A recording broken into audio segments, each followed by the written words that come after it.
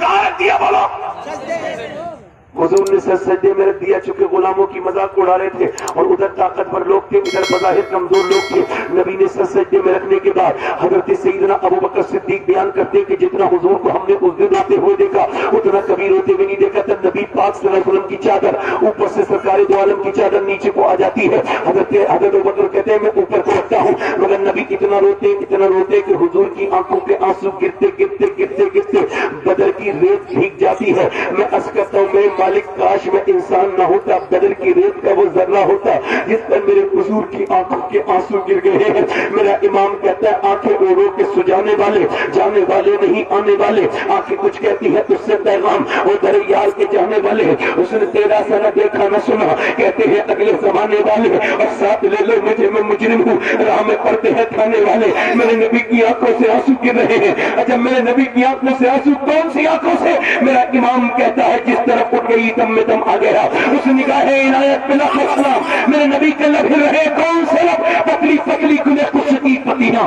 ان لبوں کی نزاکت پہ لاکھوں سلام۔ میرے پیغمبر سجدے میں رکھ کے آج عرض کرتے ہیں، آج میرے نبی اللہ کی بارگاہ میں عرض کرتے ہیں، اور کیسے درد بھری باتیں ہیں۔ عرض کرتے ہیں میرے مالک کے مکے میں میں نے تکالیفیں برداشت کی، جو میرے اوپر اونٹ کی اوجڑیاں رکھی گئی، جو میرے سر کو پھاڑ دیا گیا، جو مجھے گالیاں دی گئی منڈیوں میں، جو میرے پر ظلم کیے گئے، جو میرے راستے میں کانٹے بچھائے گئے، جو شیب ابی طالب میں مجھ کو قید کیا گیا، میرا بائیکاٹ کیا گیا، میری بچیاں چاروں بیٹیاں میری پیڑ کے پتے کھا کھا کے وقت گزارتی تھی۔ اے میرے مالک جو طائف کے میدان میں میرے پر ظلم ہوئے، اور نیپال والوں تم کو پتا ہے طائف کیا ہے؟ آپ بھول گئے طائف کو؟ طائف کیا ہے؟ طائف میرے حساب سے عشق رسول بڑھانے کی چیز ہے۔ اگر اس کو یاد کرو گے تو نبی سے محبت بڑھے گی۔ میرے نبی طائف، میرے نبی پر سرکار دو عالم میرے آقا کریم مکے سے نکلے ہیں، 80 کلومیٹر دور طائف گئے ہیں، وہاں آپ نے تبلیغ کی ہے۔ حضور کے اوپر پتھر مارنے شروع کر دیے لوگوں نے، اور ایسے پتھر کے ایک پاؤں اٹھاتے ہیں تو میرے نبی کریم کے دوسرے پاؤں پہ مارتے ہیں، جب دوسرے پاؤں اٹھاتے ہیں تو پہلے پاؤں پہ مارتے ہیں۔ حضور بیٹھ جاتے ہیں تو اٹھا کے حضور کے پتھر مارتے ہیں۔ اتنے پتھر مارے اور اتنے قریب قریب سے پتھر مارے کہ میرے نبی کی پنڈلی شریف پھٹ گئی، اور ایسی پھٹی کہ پورا آپ کے نالین شریف میں آپ کا خون مبارک آ گیا۔ میرے پیغمبر نے اس وقت حضرت زید بن حارثہ نے حضور کو تھاما، میرے نبی پاک پر کتنے ظلم تھے۔ میرے نبی پاک نے اس وقت بھی اس امت کے لیے کس نبی کو بھلا دیا؟ اس امت نے جس نے غار حرا میں تمہارے لیے پوری پوری رات رہے، جو غار ثور میں تمہارے لیے رہے، جس نے غار سجدہ میں آنسو بہائے، اس پیغمبر کو بھول گئی یہ امت؟ اس پیغمبر کو، میرے پیغمبر کو آج سجدے میں رکھ کے عرض کرتے ہیں سر اے میرے مالک، یہ طائف میں میرے اوپر پتھر مارے گئے اور جو میرے اوپر تکلیف گزری، ان سب کے بعد میں نے یہ گھونسلہ تیار کیا تھا۔ یہ 313 میری پوری زندگی کی کمائی ہے، یہ جو میرے بدر کے صحابہ ہے 313، اگر یہ مٹ گئے تو قیامت تک تیرا نام لینے والا کوئی نہیں ہوگا۔ اے میرے مالک ان پر رحم فرما دے، ان پر فضل فرما دے۔ اللہ اکبر۔ میرے نبی کہتے ہیں دیکھ میرے مالک، دیکھ جو میرے غلاموں کو ان کے پیٹوں میں کھانے تک نہیں ہے، انہوں نے کھجور کی گٹلی چوس کر اور پھر اسی سے روزہ رکھا ہے۔ میرے رب میرے غلاموں پہ کرم کر دے، اگر یہ مٹ گئے تو قیامت تک کوئی تیرا نام لینے والا نہیں ہوگا۔ میرا امام کہتا ہے اجابت کا صحرا، عنایت کا جوڑا بلند بن کے نکلی، دعائے محمد اجابت نے چھکے گلے سے لگایا، بڑی ناز سے جب دعائے محمد اچانک ہوا چلی، حضور نے سر اوپر اٹھایا، سرکار مسکرائے، سارے صحابہ خوش ہو گئے۔ اچانک ایک کونے میں ہوا چلی اور ریت اڑی، حضرت علی عرض کرتے ہیں یا رسول اللہ کیا ہے؟ فرمایا میرا پہلا وزیر زمین پر اترا ہے جبرائیل، اللہ نے اسے 700 فرشتے لے کے بھیجا ہے۔ اس کے بعد فرمایا میرے آقا کریم دوسری طرف ہوا چلی، دوسرے کونے میں عرض کرتے ہیں یا رسول اللہ یہ کیسی ہوا ہے؟ کہ میرا دوسرا وزیر میکائیل اترا ہے اور وہ بھی 500 فرشتے لے کے اترا ہے۔ اب زمین کے دونوں وزیر ابو بکر بھی حاضر ہیں اور آسمانی دونوں وزیر جبرائیل اور میکائیل بھی حاضر ہیں۔ فرمایا چلو مسلمانوں، اللہ کی مدد آ گئی اور مسلمان آگے بڑھے ہیں، مگر کفار مکہ کو بڑا غرور ہے کہ ان کے پاس طاقت ہے، مگر صحابہ کو غرور ہے کہ ان کے پاس مصطفیٰ کی محبت ہے۔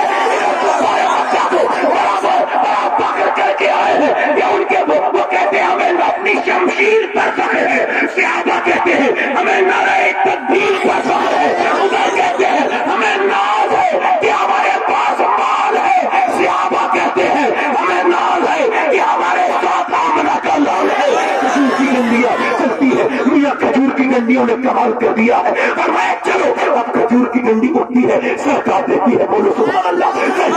کھجور کی ڈنڈی اٹھتی ہے ہاتھ کاٹ دیتی ہے, اتنا کاٹا کھجور کی ڈنڈی نے ایسے تو تلوار بھی نہیں کاٹ سکتی ہے. کٹتے کٹتے پٹتے ذلیل کفار مکہ کٹتے گئے, پٹتے گئے, گرتے گئے, یہاں تک کہ کچھ بھاگے, کچھ گرفتار ہو گئے, کچھ مر گئے. ان تمام بھاگتے ہوئے لوگوں میں ایک امیہ بھی تھا جسے بلال نے دیکھ لیا. بلال نے جب امیہ کو پہچانا کہا تو وہی ہے نا یہ میرے سینے پہ پتھر رکھتا تھا. بلال سمجھ گئے, بلال نے دیکھا یہ وہی امیہ تھا جو سینے پہ پتھر بھی رکھتا تھا, جو بلال کو پریشان کرتا تھا. یہ کون امیہ تھا؟ امیہ دوڑا, بلال نے جا کر کے اس کے منہ پہ گھوسا مارا. امیہ نے بلال کو دیکھا, بلال نے امیہ کو دیکھا, بلال نے کو دیکھا امیہ نے. بلال بولے دیکھتا کیا ہے امیہ, یہ بلال کا گھوسا نہیں ہے, یہ تو اسلام کا گھوسا.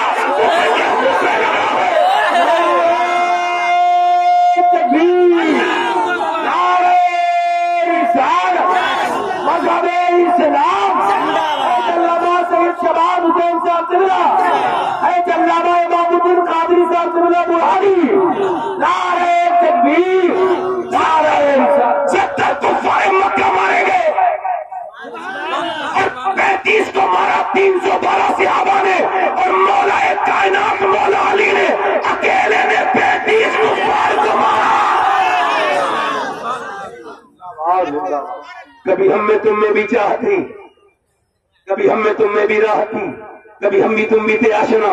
تمہیں یاد ہو کہ نہ یاد ہو, کبھی تم سجدے کرتے تھے, اللہ کی رحمتیں اترتی تھی. 313 نے دنیا کو بتا دیا تھا ایمان کیا ہوتا ہے, مگر آج 57 ملکوں میں مسلمان ذلیل ہے, خوار ہے, کیونکہ سجدے چھوڑ دیے. سجدوں کی جگہ تعویذوں نے لے لی. ارے برکت کے تعویذ وہ دے رہا ہے جس کے خود کے گھر میں برکت نہیں ہے.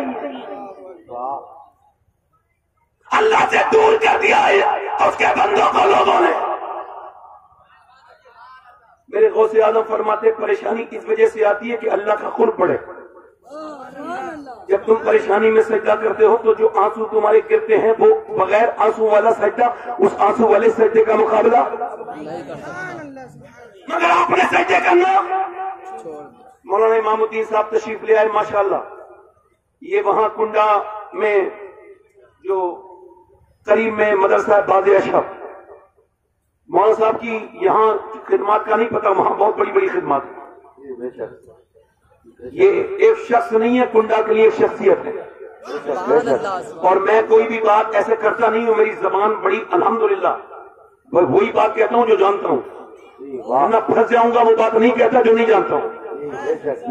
میں نے جو تعریف کی ہے وہ بالکل 90 میرے جملے ہیں بالکل ٹھیک ہے, کیونکہ میں نے ان کے مدرسے میں گیا ہوں اور وہاں میں نے تقریر بھی کی ہے اور میں نے دیکھا ہے کتنا اچھا نظام ہے تعلیم. اللہ تعالیٰ مولانا امام الدین کی عمر میں برکت عطا فرمائے. اب ذرا دونوں ہاتھ اٹھا کے بولو سبحان اللہ. کبھی تم سجدے کرتے تھے اللہ کی رحمتیں آتی تھی, بولو. آج کے بعد ذرا بتاؤ اب کے بعد پریشانی آئے گی تو سجدہ کرو گے کہ نہیں کرو گے؟ دونوں ہاتھ اٹھا کے بولو کرو گے کہ نہیں کرو گے؟ اگر مجھے بتاؤ جب ماں بیٹی باپ بچہ پورا گھر پریشانی پہ اگر سجدہ کرے گا اللہ کی رحمتیں نہیں آئیں گی؟ اب تو گھر خالی ہے, گھر کے گھر سجدوں سے خالی ہیں. تمہارے پیغمبر نے کتنے سجدے کیے, کبھی سجدے کی اہمیت کو سمجھا ہے؟ سجدہ حضور نے اپنی امت کو اکیلا نہیں چھوڑا, اسے سجدہ دیا, سجدہ دیا. کیا دیا بولو؟ دل لگا کے ذرا بولو تو صحیح ذرا سبحان اللہ. مگر امن مرد کا سجدہ کرتے ہیں نا عورتیں سجدہ کرتی ہیں. میری کتنی بیٹیاں بہنیں بیٹھی ہیں جو سن رہی ہوں گی, اور کتنی ایسی بیٹھی آ گئی ہیں مگر سن رہی نہیں ہوں گی, مگر مرد تو سن رہے ہیں نا. اب عورتیں لیے پھر رہے بے پردہ بے غیرت گھروں میں جو نمازیں بالکل نہیں پڑھتی. ذرا توجہ کرو, جس گھر میں عورتیں ٹھیک نہ ہو اس گھر میں پورا نظام خراب. وہ غلط کہہ رہا ہوں یا ٹھیک کہہ رہا ہوں؟ ابھی ریسرچ ہوا, ہارورڈ یونیورسٹی نے ریسرچ کیا کہ یہ بچے جو ماں کے پیٹ سے پاگل پیدا ہوتے ہیں یہ کون بچے ہیں؟ یعنی مائنڈ لیس پیدا ہوتے ہیں, ڈسٹرب ہوتے ہیں, توازن خراب ہوتا ہے. 25 سال ریسرچ کیا ہارورڈ یونیورسٹی نے, تو انہوں نے کہا یہ وہ بچے تھے ماں کے پیٹ میں تھے تو ماں پر باپ نے ہاتھ اٹھایا, پریگنینٹ مومنٹ میں عورت کو مارا, مرد نے اس ظالم کو جاہل کو یہ پتا نہیں تھا کہ میں عورت کو مار رہا ہوں پریگننٹ مومنٹ میں گربھ اوستھا میں. اس نے مارا تو اپنی بیوی کو مگر بچے کے دماغ پہ اثر ہو گیا.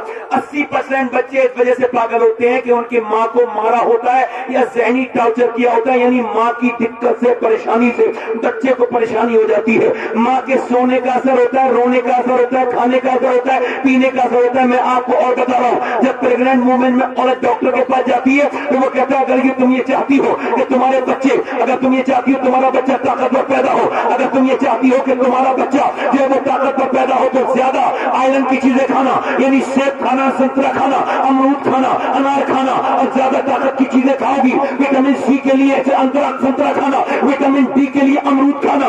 اگر تم یہ چاہتی ہو بچہ طاقتور بنے, آئرن اس کے اندر بنے, تو زیادہ بڑے کا گوشت کھانا. اب مجھے بتاؤ کہ اللہ کا بنایا ہوا سیب, سنترا, انار, امرود اگر ماں کھائے تو بچے پہ اثر ہو جائے تو کیا اللہ کا قرآن ماں پڑھے گی تو بچے پہ اثر نہیں ہوگا؟ نعرہ تکبیر, نعرہ رسالت. ہوگا نہیں ہوگا؟ ہوگا کہ نہیں ہوگا؟ ہوگا کہ نہیں ہوگا؟ اب مجھے ماں کر رہی ہے, اس کا اثر بچے پہ ہو رہا ہے. اماں گانے سن رہی ہے, بچے کا اثر گانے پہ ہو رہا ہے. یہ جتنے بچے کھڑے ہو کے پیشاب کرتے ہیں ان کی ماؤں سے پوچھو جب یہ پیٹ میں تھے تو ان کی ماؤں نے فلمیں دیکھی تھی کہ نہیں دیکھی تھی؟ یہ ادھر کون آ گیا بھائی؟ ادھر سے بیٹھو بھائی, جلدی بیٹھو, بیٹھ جاؤ بھائی, بیٹھ جاؤ. یہ اس طرح کے میلے جھمیلے نہیں ہیں, یہ عرس ہے ایک عالم دین کا. بیٹھ جاؤ بھائی, بیٹھ جاؤ. ادھر دیکھو, ادھر دیکھو, میں ادھر دیکھو, ایک بار ادھر دیکھو. اقبال کہتا ہے, لوگ کہتے ہیں مجھ سے کہ حسین نے کربلا کے میدان میں حق ادا کر دیا, تو میں کہتا ہوں یار پوری بات کیوں کرتے ہو, پوری بات کیا کرو. حسین نے بعد میں حق ادا کیا ہے, پہلے مدینے میں علی نے باپ ہونے کا حق ادا کیا ہے اور فاطمہ نے ماں ہونے کا حق ادا کیا. حسین نے حق ادا کیا. باپ گالیاں بکتا رہے, ماں گالی بکتی رہے تو کیا بچے پہ ایسا نہیں ہوگا؟ بتاؤ تو ذرا, بولے تو صحیح. توجہ ہے کہ نہیں آپ کو میری طرف؟ مجھے بڑی پریشانی ہو رہی ہے, آپ لوگوں کو تو نہیں ہو رہی ہے؟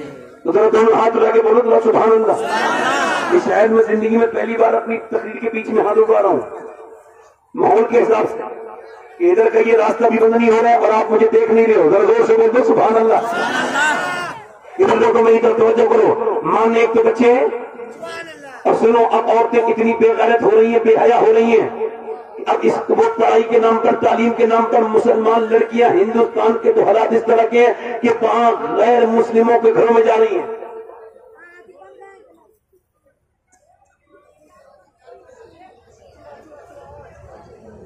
کالج کے نام پر, پڑھائی کے نام پر. بھائی چپ جاؤ, بھائی چپ جاؤ, خاموش بیٹھو. یعنی آپ ہی چھپاؤ مت, آپ جب چھپانے کے لیے بولتے ہو تو کافی بول لیتے ہو. توجہ ہے کہ نہیں بھائی؟ میری طرف توجہ کرو. مائیں نیک تو بچے. اچھا مجھے بتاؤ, یہ عورتیں جو لڑکیاں, اب 5 سال کی لڑکی آپ کے گھر میں ناچی, آپ نے اس کو اپنے اسٹیٹس پہ فٹ کیا اور دیکھو میری بیٹی ناچ رہی ہے, اور تیری بیٹی ناچ نہیں ہے, تیرے گھر کی حیا کا جنازہ نکل گیا. شادیاں ہوتی ہیں تو مسلمانوں کے گھر ناچ ہوتے ہیں, ڈانس ہوتے ہیں, ڈی جے ہوتے ہیں, اور جب اس طرح کی گندی خرافاتیں ہوتی ہیں.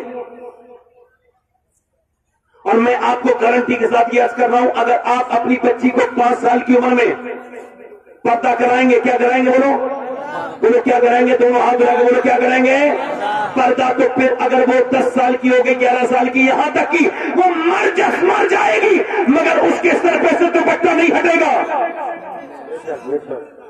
مگر اگر آپ نے بچپن میں عورت کو قرآن نہیں سکھایا, نماز نہیں سکھائی, اور یاد رکھو جب ایک عورت بے دین ہوتی ہے تو اس کی نسلیں بے دین ہو جاتی ہیں.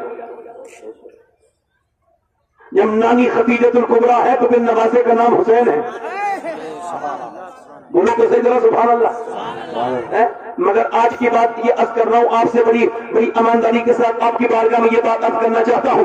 بڑے غور سے میری بات کو سنیے گا, میری طرف دیکھو. اگر بچپن میں یعنی بچی اگر 5 سال کی ہے, 6 سال کی ہے, اچھا دیکھیں مدینے میں ایک لڑکی ہے, وہ 5 سال کی عمر ہے, وہ قرآن پڑھ رہی ہے, 6 سال کی عمر ہے, قرآن پڑھتے پڑھتے پڑھتے پڑھتے پڑھتے پڑھتے اس کے سر سے دوپٹہ نیچے کو گر جاتا ہے. اب جب اس کی والدہ نے دیکھا تو والدہ اپنا کام چھوڑ کے آئی, سر پہ دوپٹہ رکھ دیا. اب بیٹی 6 سال کی ہے, پردہ تو فرض ہے نہیں, مگر ماں پھر بھی آئی تھی, سر پہ دوپٹہ दुपट्टा रखा तो बेटी चूंकि बहुत बड़ी बेटी थी, उसका बाप भी बड़ा, उसके भाई भी बड़े, उसके नाना भी बड़े, उसकी माँ भी बड़ी। ऐसी दुनिया में कोई दूसरी फैमिली पैदा हुई नहीं, न आई है, न कयामत तक आएगी। अल्लाह वो भाई बच्ची अपनी माँ से कहने लगी, अम्मी जान आपने मेरे सर पे दुपट्टा क्यों रखा? माँ कहने लगी, बेटी इस वजह से जो बच्ची सर पे दुपट्टा नहीं रखती है उससे नाना नाराज हो जाते हैं। अल्लाह अकबर, ये कौन थी?